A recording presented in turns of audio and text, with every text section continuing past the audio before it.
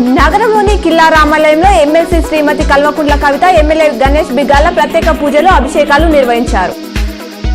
Kaleshwaram ప్రాజెక్టులోని మీడిగడ్డ barrage పిల్లర్లు కుంగిన నేపథ్యంలో భద్రతకు పరిశీలించేందుకు కేంద్ర బృందం వస్తుందని బీజేపీ నాయకులు కిషన్ రెడ్డి మీడియాతో వెల్లడించారు. 6 గ్యారంటీ పథకాలు తెలంగాణలో ఖచ్చితంగా అమలు చేశామని కాంగ్రెస్ నేత ఉత్తమ్ కుమార్ రెడ్డి మీడియాతో స్పష్టం చేశారు. బీఆర్ఎస్ ఎమ్మెల్సీ కవితకు యూకేలోని ప్రతిష్టాత్మకంగా ఆక్స్ఫర్డ్ యూనివర్సిటీ నుంచి ఆహ్వానం అందింది. ఈ నెల 30న యూనివర్సిటీలో ఆమె ప్రసంగించనున్నారు.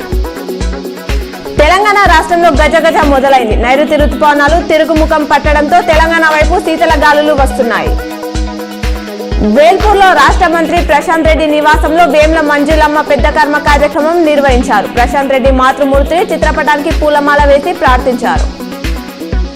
నగరంలోని మహాలక్ష్మి నగర్ లో రూరల్ ఎమ్మెల్యే బాజిరెడ్డి గోవర్ధన్ నివాసం సందడి నెలకొంది. పలువురు ఎంపీటీసీలు, జెడ్పీటీసీలు, సర్పంచ్లు, బీఆర్ఎస్ నాయకులు కలిసి బాజిరెడ్డి గోవర్ధన్ కు దసరా శుభాకాంక్షలు తెలిపి ఆశీస్సులు పొందారు.